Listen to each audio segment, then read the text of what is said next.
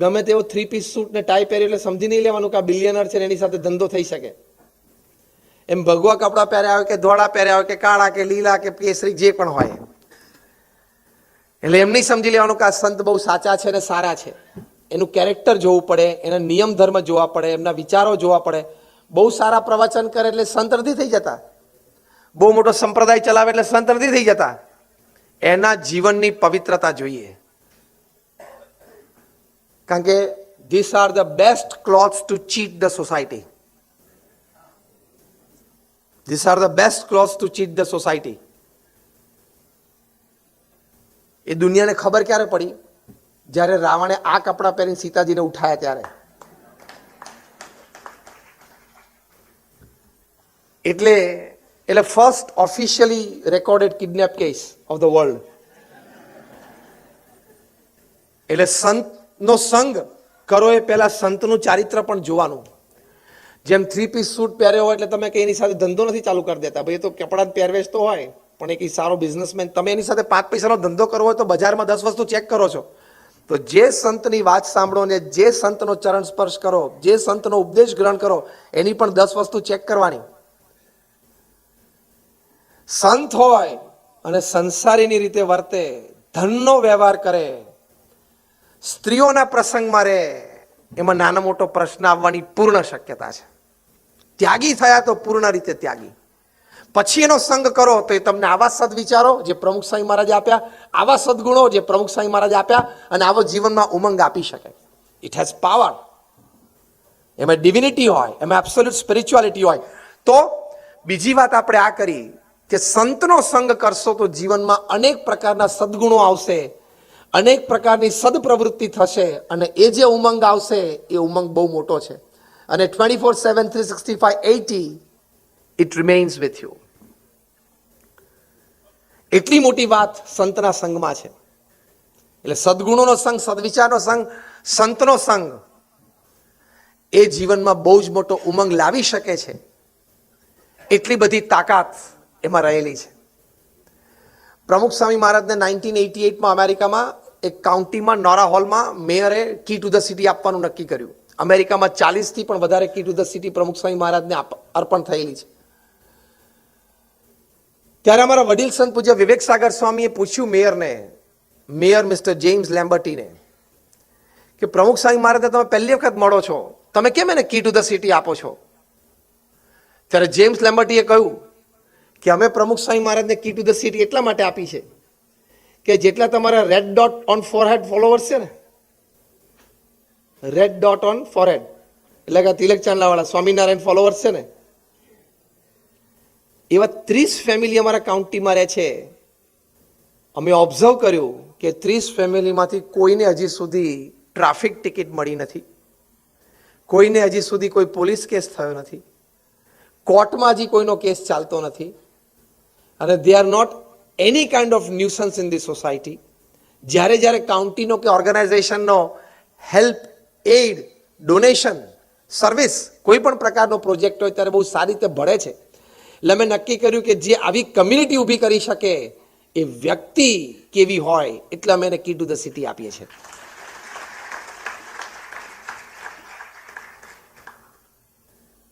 એટલે ત્રીજી વાત આ કરવાની, સ્વનો સંગ, આપણો પોતાનો સંગ આપણે કરવાનો. મોબાઈલનો ખૂબ કરીએ છીએ, ઇન્ટરનેટનો ખૂબ કરીએ છીએ, આઈપેડનો કે પીસીનો ખૂબ સંગ કરીએ છીએ. તમે ખાલી કલ્પના કરો હવે, now it is very dangerous. આજે રાત્રે 1 કલાક તમે મોબાઈલ ઉપવાસ રાખી તો જુઓ. 1 કલાક ડિજિટલ ફાસ્ટ. તમને સ્વનો સંગ ગમે છે કે નથી ગમતો એ તો આપણે ચેક કરીએ. આટલા બુદ્ધિશાળી તમે 1 કલાક મોબાઈલ તમારા હાથમાં ના હોય ને તમે આકુળ વ્યાકુળ થઈ જાઓ, શું ધૂળ જેવી તમારી સ્ટેબિલિટી થઈ. કોનો સંગ કરો જીવનમાં ખબર જ ના પડી. એટલો બધો મોબાઈલનો સંગ થઈ ગયો કે દર 3જી મિનિટે ખિસ્સામાં હાથ નાખીને જો મોબાઈલને ટચ ના કરે ને તો પોતે ડિસ્ચાર્જ થવા માંડે. સંગ ખોટો થઈ ગયો.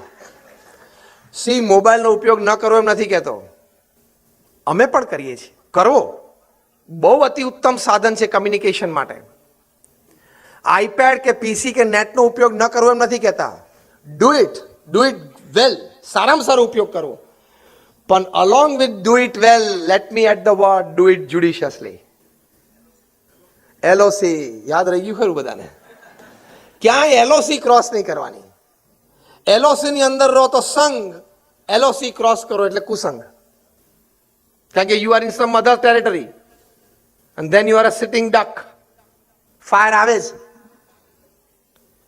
તો સ્વ સાથેનો સંગ એમાં બહુ ઉમંગ છે.